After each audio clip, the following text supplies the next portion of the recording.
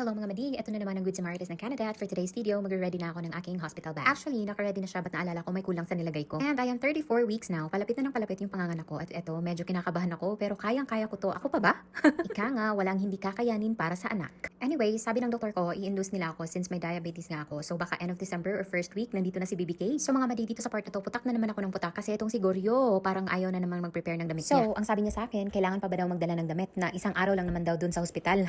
Baliktad talaga utak namin. Ako yung overthinker, siya naman yung parang walang iniisip lang. Anyways, dinalhan ko siya ng isang shirt and underwear. So, ito palang Shein na mga plastic ziplock. Sinanitize ko siya with alcohol and pinunasan ko na din. Kesa naman, bibili pa ako panggastos, not worth it for me. Tinago ko talaga tong mga ziplocks na to kasi iniisip ko na magagamit ko siya in the future. At ito na nga yung sinasabi ko, useful pa rin pala talaga siya, lalo na ngayon na manganganak na ako. At nagawa ko pang magbiro kay Colonel dito. Sabi ko sa kanya, useful yung mga ziplocks ang Shein, so dapat mag-add to cart ng add to cart lang ako.